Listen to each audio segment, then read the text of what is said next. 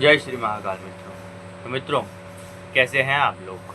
मैं उम्मीद करता हूं कि आप सब लोग भक्तवत्सल भगवान की कृपा से सर्वश्रेष्ठ होंगे।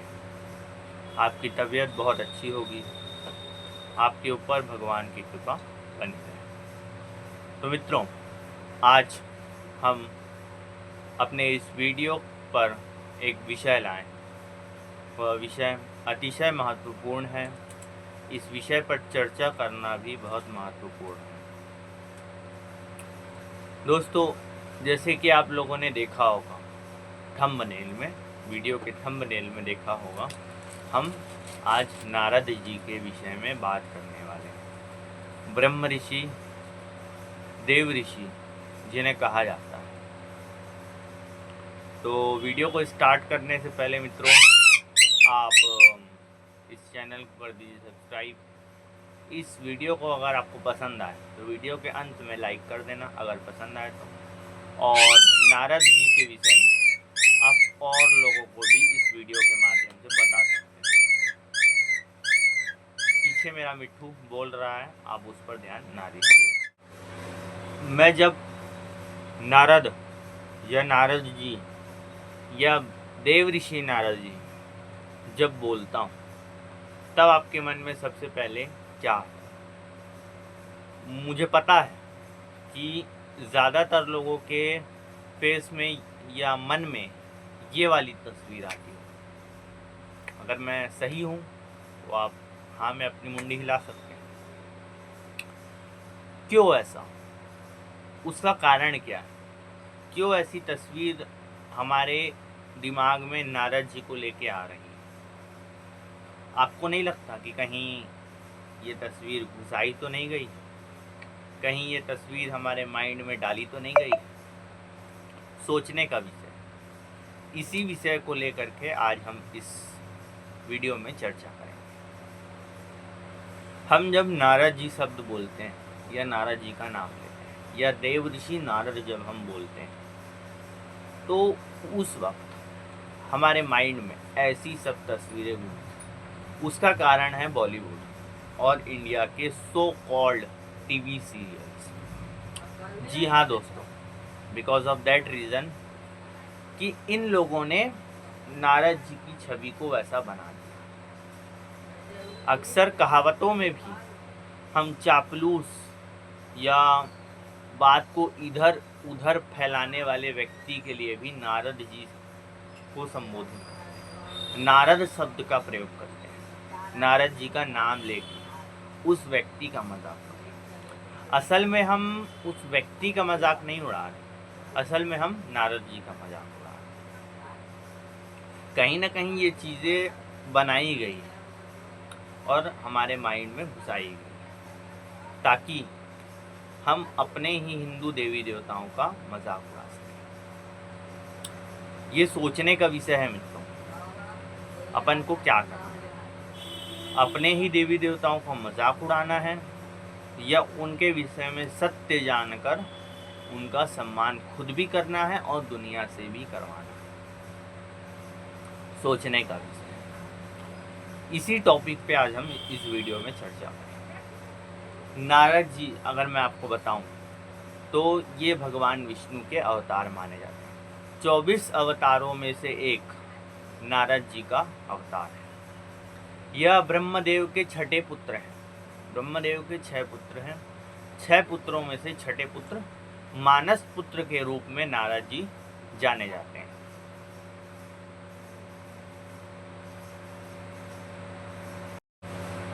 देव ऋषि नारद जी जो भगवान के अवतार माने जाते हैं, साथ ही वो भगवान के अनन्य भक्त भी माने जाते हैं। जी हाँ दोस्तों, वो भगवान के अवतार भी हैं और भगवान के भक्त भी। ऐसा कैसे हो? जिस प्रकार एक पुत्र अपने पिता का भक्त होता है, धर्म शास्त्रों के अनुसार बता रहा हूँ, कलयुग के अनुसार नहीं, जिस प्रकार एक पुत्र अपने पिता का भक्त होता है उस प्रकार भगवान के अंश भी भगवान के भक्त होते हैं। एग्जाम्पल के तौर पे नंदी जी भगवान शंकर के अंश हैं और भगवान शंकर के अवतार हैं अथवा भगवान शंकर के भक्त भी हैं। उस प्रकार नारद जी भी विष्णु भगवान के अंशावतार हैं और ये भगवान के भक्त भी हैं। शास्त्रों में इन्हें धर्म का प्रचारक कहा गया है। यह धर्म का प्रचार करते हैं, एक जगह से दूसरी जगह जा जाकर धर्म का प्रचार करते हैं। इन्हें शास्त्रों में भगवान का मन कहा गया है। जी हाँ दोस्तों, भगवान का मन। इसी वजह से हर समाज में, हर वर्ग में, शास्त्रों में इन्हें पूर्ण सम्मान मिला है। आप एग्जाम्पल के तौर पे हम देवताओं को देखते हैं। देवता तो करते ही हैं, तो सबको पता है, सम्मान उनका करते हैं, पर असुर भी सम्मान करते हैं। हम जब टीवी सीरियल्स ही देख लो, टीवी सीरियल्स में भी जब आप कभी देखे होंगे कि नारद जी किसी असुर के महल में या घर में गए, तो वहाँ भी उनको पूर्ण सम्मान मिला है। इनफैक्ट शास्त्रों में भी ये चीज़ का वर्णन दिया गया है। अब मैं आपसे एक सवाल पूछता हूँ, माता पार्वती कौन है? आप कहेंगे आदिशक्ति भवानी, माँ जगदम्बा है। व्यास नारायण भगवान कौन है? आप कहेंगे नारायण भगवान के अवतार और धर्म ग्रंथों के लेखक हैं। 18 पुराण उन्होंने लिखे हैं। उन्होंने निषद, उपनिषद लिखे हैं और भी धर्म ग्रंथों को, बड़े बड़े धर्म ग्रंथों को उन्होंने लिखा है। वाल्मीकि जी ने रामायण लिखी है। ध्रुव जो भगवान के बहुत बड़े भक्त हैं, प्रहलाद वह भी भगवान के बहुत बड़े भक्त हैं। भगवान ने इनके लिए विशेष अवतार लिया है। अब एक बात बताऊं आपको, यहाँ पे ट्विस्ट क्या है। इन सब के गुरु नारद जी। अब आप सोच सकते हैं कि जब चेला या शिष्य इतना प्रभावशाली है, तो आप ये विचार कर सकते हैं कि गुरु कितना प्रभावशाली। गुरु की प्रभाव के विषय में आप इस बात से समझ सकते हैं कि ये सब इनके शिष्य हैं। माँ जगदम्बा, परा अम्बा स्वयं इनकी शिष्या है। ध्रुव जी, प्रहलाद जी, व्यास नारायण भगवान, वाल्मीकि जी, ये सब इनके शिष्य हैं। सभी ने इनसे दीक्षा ली है और भगवान की आराधना भी इनसे पूछकर की है। अब आप सोच सकते हैं, जो शिष्य हैं वो सब इतने प्रबल हैं, इतने ताकतवर हैं, इतने बड़े हैं, इतने महान हैं, शब्द कम है इनकी व्याख्या के लिए। तो सोच सकते हैं नारद जी किस लेवल में होंगे, जो इनके गुरु। आप इस विषय में विचार करिए, सोचिए कि किस प्रकार नारद जी के विरुद्ध कुछ बातें हमारे माइंड में भरी गई सीरियल्स की वजह से। जी हाँ, सीरियल्स को, मूवीज को माध्यम बनाकर नारद जी को कुछ अलग ही दिखाया गया, जो कभी नारद जी थे ही नहीं। मित्रों, आपको मैं बता दूं कि वायु पुराण के अनुसार, जी हाँ दोस्तों, मैं वायु पुराण की बात कर रहा हूँ। 18 पुराणों में से एक वायु पुराण के अनुसार धर्म, पुलत्स्य, कृत्य, पुलह, प्रत्युष, प्रभाष और कश्यप, इनके पुत्रों को भी देव ऋषि का पद प्राप्त है। आगे सुनिए, धर्म के पुत्र नर एवं नारायण, नर नारायण की कथा आती है। कृत के पुत्र बालखिल्यगण, पुलह के पुत्र कर्दम,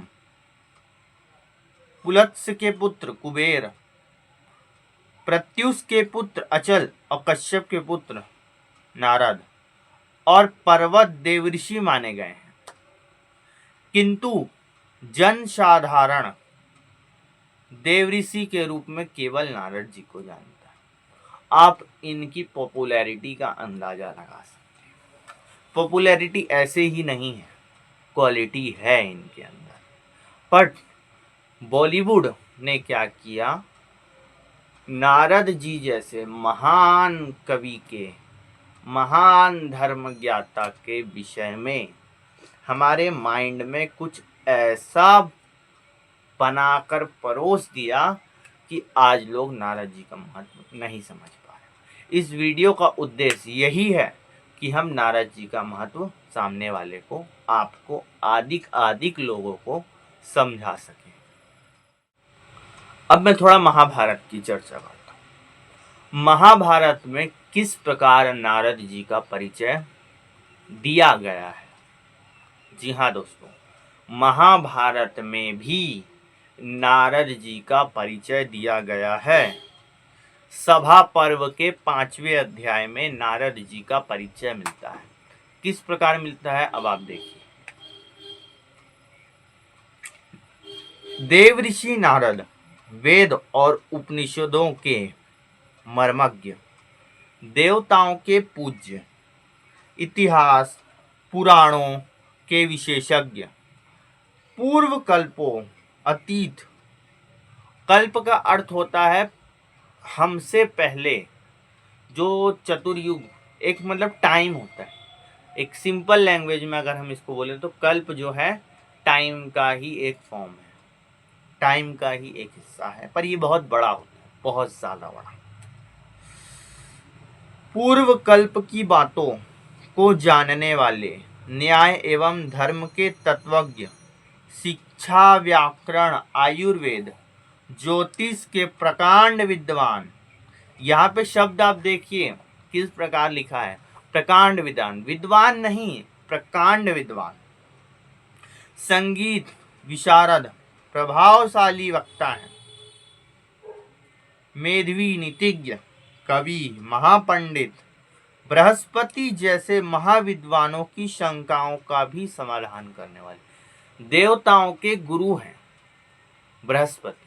बृहस्पति जी को देवताओं का गुरु माना जाता है। बृहस्पति जी की शंका का भी निवारण करने वाले नारद जी हैं।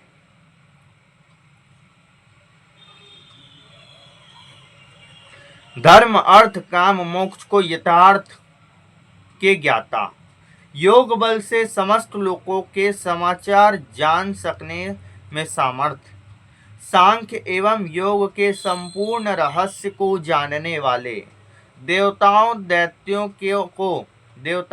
दैत्यों को वैराग्य के उपदेशक, कर्तव्य अकर्तव्य और भेद करने में दक्ष, समस्त शास्त्रों में प्रवीण, सद्गुणों के भंडार, सदाचार के आधार, आनंद के सागर, परम तेजस्वी, सभी विद्याओं में निपुण, सबके हितकारी और सर्वत्र गति वाले माना गया है। नारद जी की एक कथा मेरे मन में आती है, मैं आपको कथा के विषय में बताता हूँ।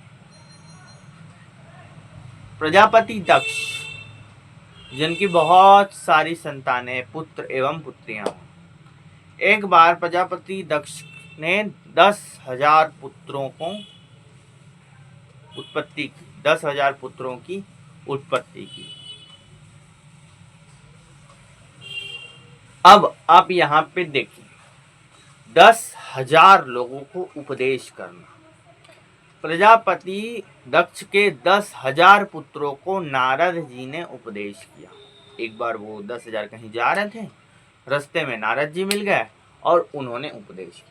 और उनके उपदेश का प्रभाव आप देखिए कि उनके उपदेश से तुरंत 10,000 पुत्रों को वैराग्य उत्पन्न हो गया। तुरंत उन्होंने उपदेश किया, इधर वैराग्य उत्पन्न हो गया, तुरंत ये काम, नारद जी का प्रभाव। अच्छा, एक बार नहीं, दोबारा ये हुआ, फिर 10,000 पुत्र उत्पन्न हुए। कुछ समय बाद फिर नारद जी जो है उपदेश किए, वैराग्य उत्पन्न हो गया, साधु संत बन के चले गए। 2-3 बार ये काम हुआ, 30-40 हजार पुत्र जो है साधु बन गए, वैराग्य उनको आ गया। दक्ष प्रजापति बहुत परेशान हो गए। तब परेशान होकर क्रोध में दक्ष प्रजापति ने नारद जी को श्राप दिया कि तुम 2 घड़ी से ज्यादा। नारद जी को यह श्राप मिला कि तुम 2 घड़ी से ज्यादा कहीं रुक नहीं पाओगे। अच्छा, अब नारद जी का और प्रभाव सुनिए। रामायण में ये नारद जी के विषय में आता है कि जब एक बार नारद जी कहीं से जा रहे, अब इस समय उनको श्राप मिल चुका है कि वो 2 घड़ी से ज्यादा कहीं रुक नहीं सकते, पर इस समय भी उनके मन में भगवान का स्मरण हुआ। जाते वक्त रास्ते में भगवान का स्मरण हुआ और वो उसी जगह पर समाधि में लग गए। और आप मानोगे नहीं कि 2 घड़ी से ज्यादा कहीं रुक नहीं सकते, पर उसके बाद भी वह उस जगह पर समाधि पर रुके रहे, उस जगह में समाधि पर विराजमान रहे। ये नारद जी का प्रभाव कि श्राप भी विफल हो गया।